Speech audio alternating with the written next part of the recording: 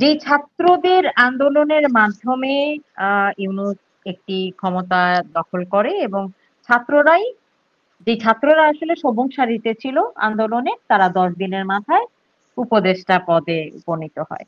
এখন মাইলস্টোনের হ্যাঁ, ঘটনার সময় যখন ছাত্ররা বলছে যে আমাদের চোখের সামনে আমরা দেখতে পেয়েছি আমাদের 50 জন 60 জন ভাই মা বোন মারা গেছে, গার্ডিয়ান মারা গেছে, একটা একটা ক্লাসে 35 জন করে থাকে, সেখানে দুটো ক্লাসের আসলে কোনো ছাত্রছাত্রী বেঁচে নেই। এই সরকার পক্ষের যারা মানুষ তারা বলছেন যে ছাত্ররা অতি উৎসাহী ছাত্র, ছাত্রছাত্রীদের কথায় কান দেবার কোনো দরকার নেই, তারা কি বোঝে, বালখিল্য কথাবার্তা, তারা বাচ্চা। কিন্তু একটি বছর আগে জুলাইতে এই আমরা ছাত্ররাই সব শুনেছি, ছিল। আমি এই বিষয় নিয়ে আপনার কাছ থেকে শুনবো আপু, please go ahead, go ahead. ব্যাপারটা হচ্ছে কি, আমার যখন লাগবে তখন তুমি ভালো, যখন আমার কাজ শেষ হয়ে গিয়েছে, ফুরিয়ে গিয়েছে তোমার প্রয়োজন আমার কাছে, তুমি একটা টিস্যু ব্যাপারের নাই, আমি তোমাকে ছুঁড়ে ফেলে দেবো, তখনই তুমি একটা পাকনামো বিষয় হয়ে গেলে, তখনই হয়ে যাবে যে কি বোঝে, এরা তো কিছুই বোঝে না, জানে না। কিন্তু আমার যেমন এখন হচ্ছে না, এখনকার সময়ে মানুষ অনেক কিছুই বলে, এটা ওটা সেটা, বলে যে বাক স্বাধীনতা আগে ছিল না, এখন বাক স্বাধীনতা আছে, কিন্তু কোনো কিছু বলতে গেলে আবার উল্টা অ্যাটাক করে। তখন কেন অ্যাটাক করে? কারণটা হচ্ছে মানুষ সহ্য করতে পারে না যখন নিজের আহ, সুবিধা অনুযায়ী কোনো কিছু, যেটা মানুষের কাছ থেকে শুনতে চাচ্ছে সেটা যখন শুনতে পারে না, তখনই কিন্তু ভালো লাগে না, তখনই ওই ব্যক্তিকে বলে যে এই কি বুঝে, ও তো বোঝে না, ও তো জানে না, ওর মাথায় কতটুকু জ্ঞান আছে, এরা পাগল, এরা নির্বোধ, হ্যান ত্যান নানান রকমের এক্সকিউজ দেখা হয়ে যায়। তো এটা কি হাস্যকর বিষয় না? এটা তো মানে 50 বছর আগের ঘটনাও না যে কয়েকটা জেনারেশন বদলে গিয়েছে, মানুষ জানেও না এই ঘটনাটা, মাত্র বছর খানেক আগের ঘটনা। যে যেই বাচ্চাদেরকেই মানে দেশের হর্তা এবং কর্তা হিসেবে যারা আহ ম্যান্ডেট দিয়েছে, আমি বলবো যে যারা প্রিভিলেজ দিয়েছে এবং যারা এখানে এই ক্ষমতাটা দিয়েছে, বলেছে যে তোমরাই দেশের সবকিছু, আমরা কিছু না, তোমরাই দেশে সবকিছু, এই ছাত্ররা সবচেয়ে ভালো বুঝে, ওদের জ্ঞান আছে, ইভেন কি 16 বছরের বাচ্চাকে ভোট দেওয়ার অধিকার। কেন? কারণ সে খুব ভালো বোঝে। তো এখন এতই যখন ভালো বোঝে এরা, হঠাৎ করে মাইলস্টোনের লাশের খোঁজ পাওয়া যাচ্ছে না, এই ঘটনায় তারা অবুঝ হয়ে গেল। বাবা, একদম, একদম কেন? অবুঝ। এখন যদি এখন যদি ছাত্ররা বলতো যে আমরা কোনো লাশ দেখিনি, আমাদেরকে অনেক সাহায্য করেছে, আমাদের অন্তর্বর্তী সরকার আমাদেরকে সাহায্য করে ভাসিয়ে দিয়েছে, তাহলে দেখতেন বলতো যে আমাদের ছাত্রই আমাদের ভবিষ্যৎ, দেশের ছাত্ররাই সব বোঝে, ছাত্ররাই সবকিছু পারে। হ্যাঁ, যেই ছাত্ররা নিজেরা চিৎকার করে বলছে যে নিজের চোখের সামনে 50টা 60টা লাশ বের হলো, তাহলে লাশ কোথায় গেল, এখন তারা প্রবলেম হয়ে গেল। এর মধ্যে আবার আরেকটা বিষয় বলি, আমি একজনের কথা বলবো এই মুহূর্তে। গতকালকে আমি একটা পোস্ট দেখেছি, পোস্ট না ঠিক নিউজ হয়তো বা হয়েছিল, আহ, প্রিন্স মাহমুদ একজন সিঙ্গার। গীতিকার, উনি তো, হুম, উনি হুম, এরকম, হ্যাঁ সিঙ্গার এবং গীতিকার, উনি এরকম মুক্তি হুম। করেছেন যে লাশ গুম হয়েছে, বুঝলাম, তাহলে এতে বাবা মাও কি গুম হয়ে গেছে? কথাটা উনি বললেন, ঠিক আছে বুঝেছি, উনি যুক্তিক একটা কথা বলেছে, বাবা মাও কি গুম হয়ে গিয়েছে। এখানে বাবা মার নিউজটা কতটুকু আসতে দেওয়া হচ্ছে মিডিয়াতে? আহাজারি করছে যে বাবা মা গুলো, তাদের নিউজ কতখানি দেওয়া হচ্ছে, দেয়া কি হচ্ছে সবকিছু? তা তো দেখছি না আমরা। কিন্তু অনেকগুলো ফুটেজে তো আমরা দেখছি যে এখনো অবধি সেই মাইলস্টোনের স্কুলের সামনে, বন্ধ গেটের সামনে অনেক প্যারেন্টস, অনেক বাবা মারা আহাজারি করছে, কান্নাকাটি করছে, গেট ভেঙে, ব্যারিকেড ভেঙে ঢোকার চেষ্টা করছে। তাহলে তারা কারা? তারা কারা? আমার প্রিন্স মাহমুদের কাছেই প্রশ্ন যে তারা কারা ভাইয়া? আমার বিশ্বাস, আমার আপনার ভূত আমাদের এই মনে হয় লাইভের এটা। আমাদের এই লাইভের মাধ্যমে আপনার এই প্রশ্নটা ওনার কাছ পর্যন্ত নিশ্চয়ই পৌঁছে যাবে এবং উনি নিশ্চয়ই গণ সোশ্যাল মিডিয়া কিংবা আপনাকে ব্যক্তিগতভাবে হোক কিংবা আমাদের জনগণকে উনি এই উত্তরটা নিশ্চয়ই দিবেন। কেননা আমরা শুনেছি যে বাড়ি বাড়ি গিয়ে আসলে বাবা মাদেরকে সবাইকে বলা হয়েছে যে গণমাধ্যমে যেন তারা কথা না বলেন। সরকারের একটি ভয় তো থাকেই মানুষের, সেই জায়গা থেকে তারা হয়তো কথা বলেনি। আমরা এটাও দেখেছি যে মাইলস্টোনের দীপান্বিতা আরেকটু ছোট করে, নিশ্চয়ই সরি টু আপা, কাট ইউ প্লিজ ইন, প্লিজ, না না প্লিজ গো আহেড। বাড়ি বাড়ি যে বয়ে বয়ে যে কতটুকু হুমকি দিয়েছে, এই ভয় দেখিয়েছে সরকার, সেটা আমরা সচক্ষে দেখিনি, সেটা না হয় হুম, বাদই দিলাম। কিন্তু যেটা হুম। আমরা ভিডিও ফুটেজের মধ্যে দেখেছি যে আর্মি এবং পুলিশ কর্মকর্তারা স্টুডেন্টদেরকে মারছে, ইভেন কি গণমাধ্যম কর্মীকেও আঘাত করেছে, বোন ফেলে দিয়েছে, ক্যামেরা ফেলে দিয়েছে। এটা কি ছিল? এটা এটা ইটস এ দেখার গ্রেট পরও কি কোশ্চেন। আমরা যার যার মাথায় এতটুকু সেন্স কাজ করে, যার নিজে এতটুকু ভাবার কিংবা চিন্তা করার ক্ষমতা থাকে, সে কি একটু চিন্তা করবে না যে যাদের সন্তানেরা গুম হয়েছে কিংবা যাদের সন্তানদের লাশ এখনো খুঁজে পাওয়া যাচ্ছে না, তাদেরকে কেন আমরা গণমাধ্যমে দেখতে পাচ্ছি না? কারণ আমরা যাদেরকে অন স্পটে বাচ্চাদেরকে মার খেতে দেখেছি, গণমাধ্যম কর্মীকে মার খেতে দেখেছি। সেখানে একদম একদম কি একদম। করে কি করে এই ধরনের কথা, ওই মানুষগুলো কি করে এই ধরনের কথা এখনো পর্যন্ত বলে? আর দে বায়াসড?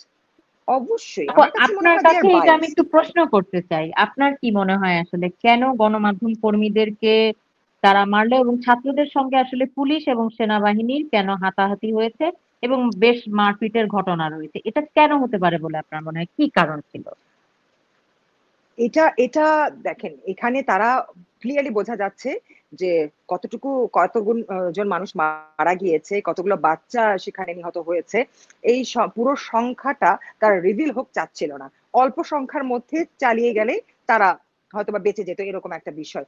অনেক মানে শতাধিক সংখ্যক যদি হয়ে থাকে, তাহলে কিন্তু একটা গভর্নমেন্টের জন্য, আর স্পেশালি যখন একটা নতুন গভর্নমেন্ট, তার নতুন গভর্নমেন্টে হুম থাকাকালীন সময়ে যদি এত হতাহতির ঘটনা ঘটে, কারণ গত একটা বছরে আপনি দেখেন যে কতগুলো মিলিটেন্টস আমাদের দেশে হয়েছে, মাইলস্টোনের হুম ঘটনা ছাড়াই কতগুলো ঘটনা ঘটেছে। তো একটা নতুন হুম সরকার যখন গঠন হয়, সেই সরকার গঠন হওয়ার পরপরই যদি এতগুলা এনার্কিজ, এতগুলো মিলিটেন্টস হয়, এত ডেড বডিজ থাকে, তখন কিন্তু ওই হুম সরকারের রেকর্ডটা অবভিয়াসলি খারাপ হয়ে যায়, তাই না? হুম তো হুম মাইলস্টোনের ঘটনাটা এখানে অনেকেই বলছে, অনেকে বলতে মানে স্টুডেন্টরা, যেখানে স্কুলের স্টুডেন্টরাই বলছে যে 250 থেকে 300, মিনিমাম 250 থেকে 300 মারা যাওয়ার কথা এখানে। হুম। তো তারাও কি ভুল বলছে এখন? যদি একেবারেই সেটাই হয়ে তারা থাকে, তাই বলতে চাইছে। হ্যাঁ সেটাই বলতে চাইছে যে তারাও ভুল বলছে এখন।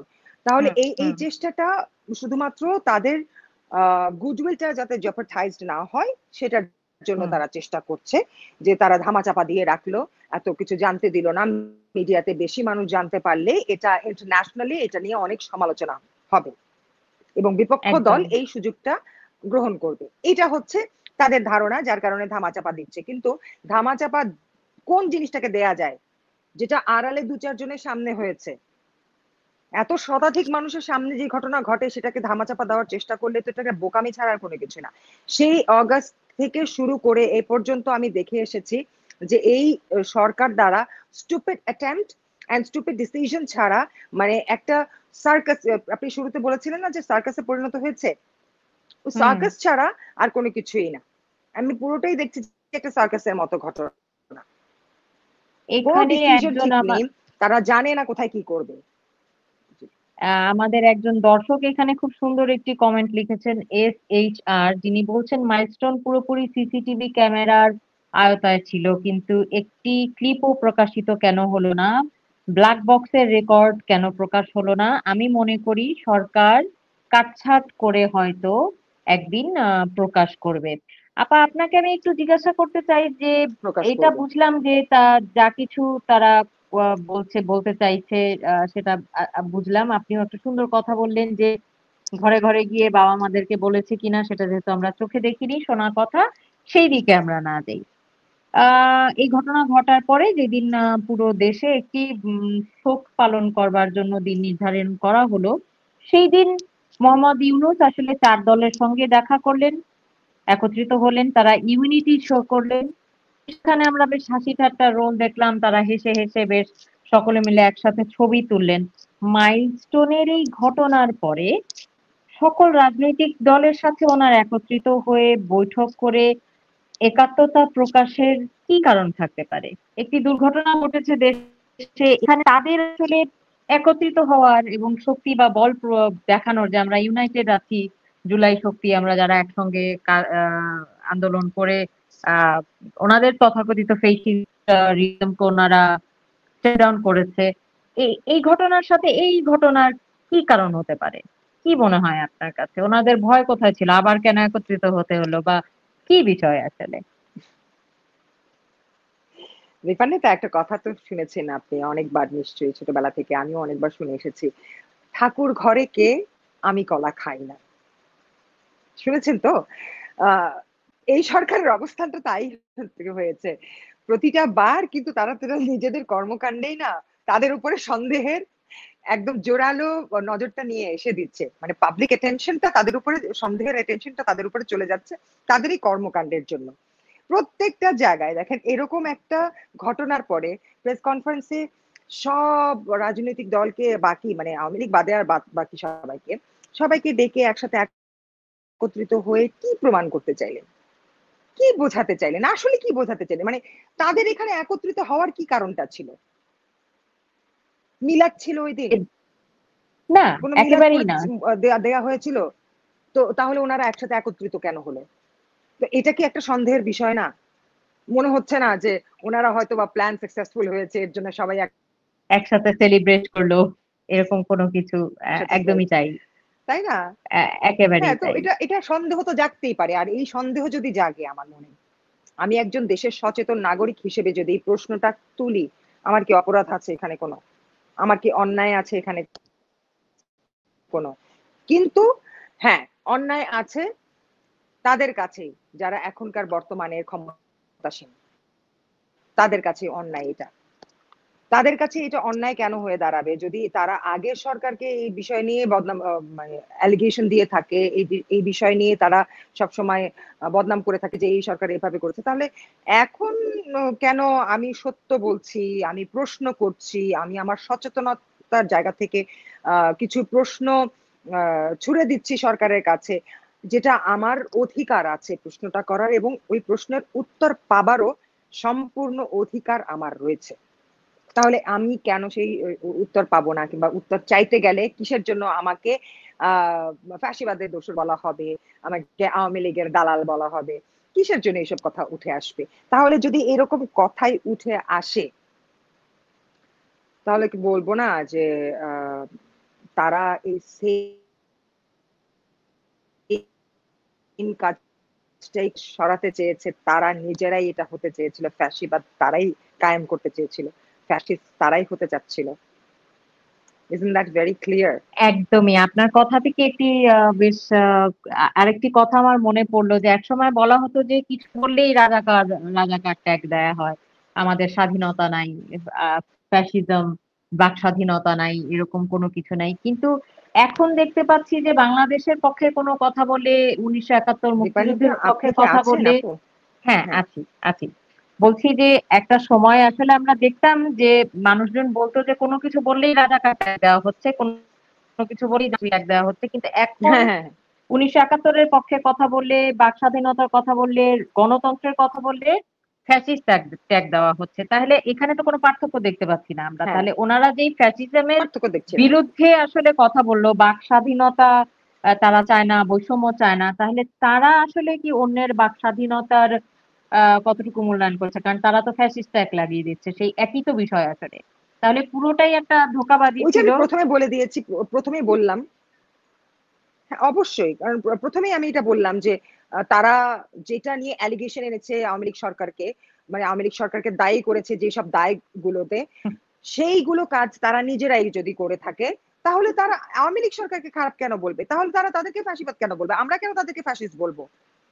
আমরা এত আন্দোলন টান্দোলন করে তারপর কিসের জন্য আগে সরকারকে সরানো হলো? যদি যে সরকারকে সরানো হয়েছে তাদের বিরুদ্ধে যে অ্যালিগেশন আনা হয়েছে, যে দায় তাদের উপর চাপানো হয়েছে, সেই একই কাজ এই সরকারও করে, তাহলে আমরা এত ধ্বংসস্তূপের উপরে কেন নতুন সরকারকে আনলাম? আমাদের কোনো দরকার ছিল না। আমাদের একদমই না। দেশ একটা পুরো একটা ডেভিস্টেটিং সিচুয়েশনের মধ্যে দিয়ে যাচ্ছে, পলিটিক্যাল, ইকোনমিক্যাল, তারপরে হেলথ ওয়াইজ, সবকিছু সবকিছু বিজনেস ওয়াইজ সবকিছু থেকে কিন্তু একটা বাজে রকমের অবস্থার মধ্যে দিয়ে চলে গেছে এই এই এক বছরে, তাই না? তো এত ক্ষয়ক্ষতি, এত ক্ষয়ক্ষতি সাধন করা হলো, এত ক্ষয়ক্ষতি সাধন করে কি আমরা ওই যাদেরকে ফ্যাসিস্ট বলেছি তাদের মতো আরেকজন ফ্যাসিস্টকে নিয়ে আসছি এর জন্য? তো তাহলে লাভটা কি আহ হলো? তারা তো একই কাজই করে যাচ্ছে। আপনি জানেন কিনা আমি জানি না যে এই মুহূর্তে আসলে অগণিত সাংবাদিকরা জেলে রয়েছে, যেটার কোনো নজির বিগত 15-20 বছরে কিংবা তারও বেশি এরকম নজির নেই বাংলাদেশে যে এই পরিমাণ সাংবাদিক না। আসলে জেলে রয়েছে এবং এই পরিমাণ মামলা, হত্যা মামলা, যেটা একটা হাস্যকর বিষয়, সাংবাদিকরা আসলে হত্যাকারী হতে পারে না। এবং যেই পরিমাণ আওয়ামী লীগের নেতাকর্মী এই মুহূর্তে জেলে রয়েছে, আমরা বিগত 15 বছর আওয়ামী লীগ সরকার আমলে আসলে বিএনপি কিংবা অন্যান্য অপোজিশন পলিটিক্যাল পার্টির এত মানুষকে আসলে আমরা জেলে থাকতে দেখিনি আপু। তাহলে আপনার প্রশ্নটাকে আসলে অ্যাবসলিউটলি। এখানে এবং হ্যাঁ, একদম জাস্টিফাই একদম করা আপা। যায় খুব সুন্দর করে। এবং হ্যাঁ, হত্যা মামলাগুলো দেখুন না, প্রথমত তো জুলাই শহীদরা রেজারেক্ট করছে, হ্যাঁ, হুম হুম। মৃত্যুঞ্জয়ী হয়েছে। আমি জানতাম যে যীশু খ্রিস্ট একজন ব্যক্তি যে কিনা মৃত্যু জয় করে মৃত্যুঞ্জয়ী হয়েছে, পুনরুত্থিত হয়েছিলেন। কিন্তু আমি জানতাম না যে যীশু খ্রিস্টর থেকেও শক্তিশালী জুলাই যোদ্ধারা, যারা মৃত মারা গিয়ে আবার কবর থেকে পুনরুত্থিত হয়ে ফিরে এসেছে। বাহ, চমৎকার! এটা মানে সত্যি তালি দেওয়ার মতো একটা বিষয়। তো এই একটা ব্যাপার প্রথম। দ্বিতীয় ব্যাপার হচ্ছে আম, যে যাকে হত্যা করার মামলা দেওয়া হয়েছে যে ব্যক্তিকে, সেই মৃত ব্যক্তি উঠে এসে বলে যে আমি তো এখানে, আমার নামে মামলা দিয়েছে, আমি তো এখানে।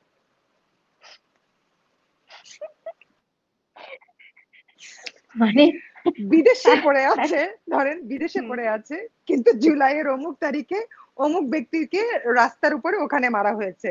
কিন্তু যে ব্যক্তিটা 2 বছর ধরে বিদেশে পড়ে আছে তার নামটাও ওখানে আছে। উনি তো ফু দিয়েছিল, কুফরি করতো তো, কুফরি করে ফু, ব্যাস, মারা গেছে। আমি কেমন, ইটস ফানি থিং। এখন আমার মনে হচ্ছে যে আমার নামেও না কোন সময় একটা মামলা দিয়ে ফেলে। আমি কাকে মেরে ফেলেছি, না কথা। কাকে গুম করেছি, না কি করেছি, এরকম একটা মামলা আমাকেও নেওয়া দিতে পারে, যে আমি হ্যাঁ জুলাই আপনি হত্যাকাণ্ডে জড়িত রয়েছি, যেটা নুসরাত ফারিয়াকে ধর্ষণ করলো। তো হ্যাঁ, হ্যাঁ, খুবই আপনি অনেক আপনি অনেক বিষয় তারপরেও আমার আসলে আমার না। কথা বলে যাচ্ছেন। হ্যাঁ বলুন আপা, আপনি তারপরে আসলে কথা বলে যাচ্ছেন দেখে এবং না, অনেকগুলো কমেন্ট আমি দেখতে পাচ্ছিলাম যে আপনাকে এ সময় প্রীতিলতা বলছে, কেউ কেউ বলছে ব্রেভ মারিয়া অ্যান্ড অবিশ্বাস্য সাহসী ভূমিকা আপনি কথা বলছেন আপু। আপনি একজন ফ্যাশন আইকন, একজন পায়োনিয়ার অ্যান্ড আপনি প্রগতিশীল নারীর একজন প্রতীক। নারীরা আপনাকে ফলো করে। আপনার কাছ থেকে আসলে কিভাবে স্বাধীনভাবে একটা মানুষের নিজের 100% ইন্ডিভিজুয়াল এক্সপ্রেশনে, ইন ওন এক্সপ্রেশনে কিভাবে আসলে নিজেকে নিজের বাঁচতে বাঁচা যায়, এরকম অনেক কিছু আপনাকে দেখে মেয়েরা সাহস করে। সেই জায়গা থেকে আপনার কাছে আমি একটু প্রশ্ন করব, যদিও এটা আজকে আমাদের আলোচনার বিষয়ের সাথে একেবারেই রেলিভেন্ট নয়, কিন্তু দেশের বর্তমান সময়ের সঙ্গে এটা রেলিভেন্ট। শেখ হাসিনার আমলে নারীদের যে আসলে স্বাধীনতা কিংবা উম এক এক ধরনের আসলে অগ্রগতির একটা বিষয় ইন্ডিপেন্ডেন্স ছিল। ছিল, একটা বিষয় ছিল। এখন আপনি যদি ফ্যাশন আইকেন, তখন মেয়েদেরকে পোশাক আশাক থেকে শুরু করে সব ব্যাপারে যেই একটা আসলে তাদের পিছনে আসলে শেখ হাসিনা ছিল। তো এখন কি আপনি সেই বিষয়টার মধ্যে কোনো পার্থক্য দেখতে পারেন আপা? আপনার কাছ থেকে জানতে চাই। হিউজ ডিফারেন্স, হিউজ পার্থক্য, শুধু না মানে আকাশ এবং পাতাল পার্থক্য দেখতে পাই আমি কিন্তু এখন। আহ গত 15 বছর, গত 15 বছরের 11 বছর আমি টানা বাংলাদেশে রয়েছি। ফিরে আসার পরে তো আমি পেয়েছি শেখ হাসিনার এই এই সময়টা। তার আগে যখন দেশ ছেড়ে গিয়েছিলাম তখন কিন্তু আগেকার সময়ে যখন আমরা কাজ করতাম তখন কিন্তু আমাদেরকে দেখতে হতো যে আমরা কোথাও বের হওয়ার আগে আমাদেরকে কভার্ড হতে হতো প্রপারলি। আমাদের নিজেদের বডিতে আমরা যদি স্লিভলেসে কোনো কিছু পরে থাকি, আমাদের একটা শ্রাগ, নয়তো একটা শল কিছু একটা নিয়ে পরে বের হতে হতো। বাট যখন আমি ফিরে আসলাম আবার দেশে 11 বছর আগে, তখন কিন্তু আমি দেখলাম যে মানুষ অনেকটা শিথিল হয়ে গিয়েছে। মানুষের মানসিক আচরণ মেয়েদের প্রতি যে অবজেক্টিফাই করার বিষয়টা, এটা অনেকটা কমে এসেছিল। এবং মানুষের মেয়েদের যে স্বাধীনতা চলাফেরার ক্ষেত্রে আমরা দেখেছিলাম যে তাদের পোশাক আশাক এবং রাত বিরাতে কখন কোন সময়, আমি নিজে ব্যক্তিগতভাবে আমি টেলিভিশন লাইভ শো করতাম একটা সময়, প্রচুর মিউজিক্যাল লাইভ করতাম, সেটা আমার বাসায় ফিরতে ফিরতে রাতে 3টা কখনো 4টা এরকম বেজে যেত। আমার কিন্তু কখনো আনসেফ মনে হয়নি। I felt the most safest in the town. এবং সেই সাথে আইন ব্যবস্থা, আইন কানুনের ব্যবস্থা খুবই ভালো ছিল, কারণ আমি নিজে পার্সোনালি দুইবার এরকম ভয় পেয়ে গিয়েছিলাম। আমার সাথে এমন কোনো কিছু ঘটেনি, কিন্তু আমি ভয় পেয়ে গিয়েছিলাম।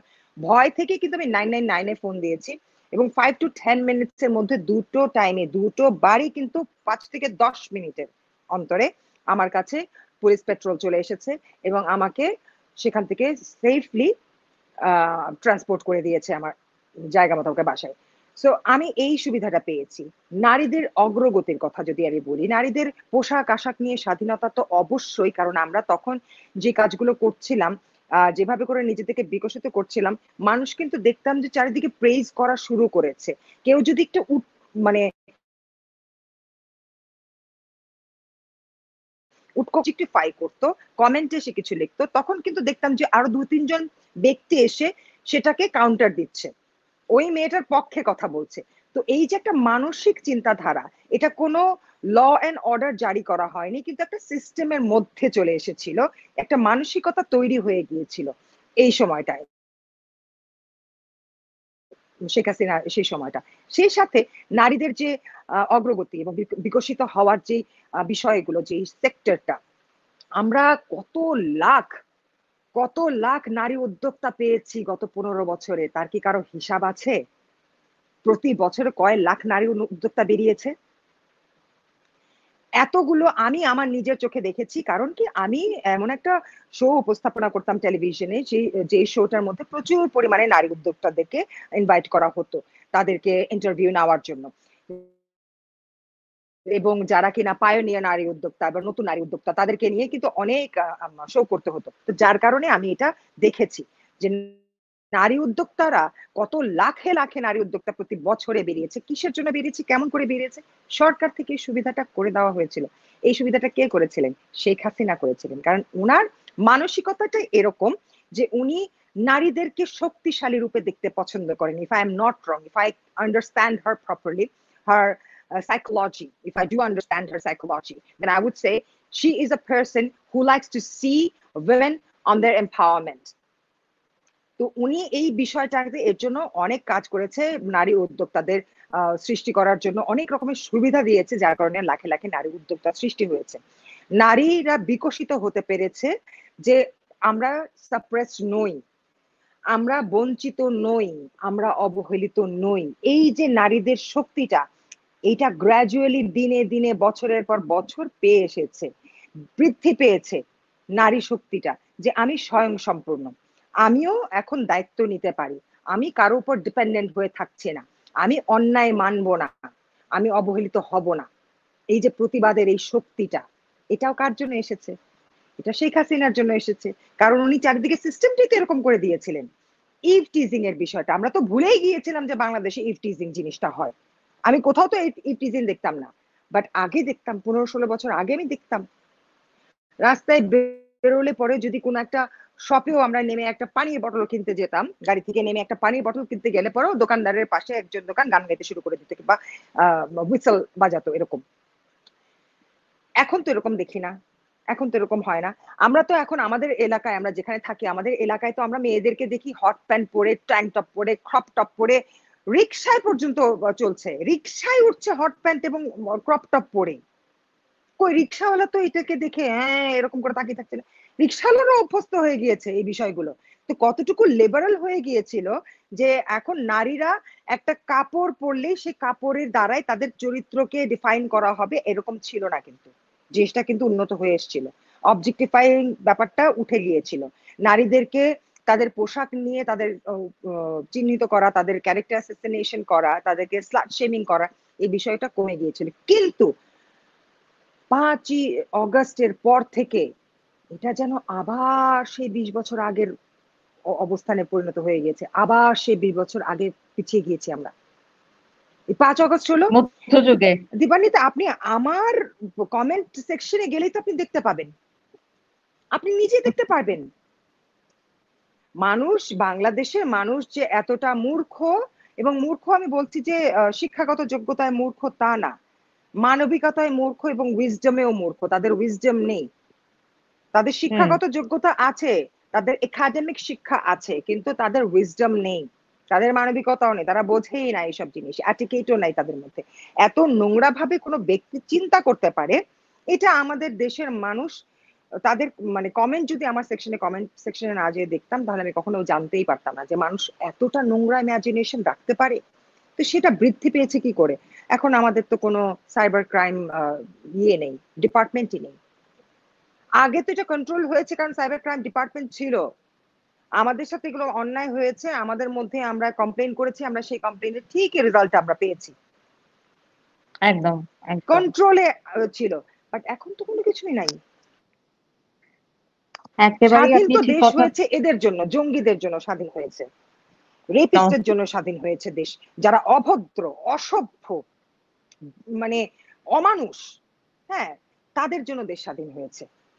তারাই স্বাধীনতা চেয়েছিল, কারণ তারা এইসব হত্যাকাণ্ড, এইসব রাহাজানি, এইরকম রেপ করা, দিনে দুপুরে ঘরের মধ্যে ঢুকে রেপ করা, আহ চাঁদাবাজি করা, কিডন্যাপ করা, এগুলো তো তারা শেখ হাসিনার আমলে করতে পারছিল না।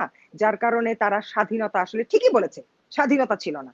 এটা ঠিক বলেছে, তারা তাদের স্বাধীনতা ছিল না, তাদের এই রেপ করার স্বাধীনতা, খুন করার স্বাধীনতা, চাঁদাবাজির স্বাধীনতা, লুটপাট করার স্বাধীনতা, এগুলো ছিল না।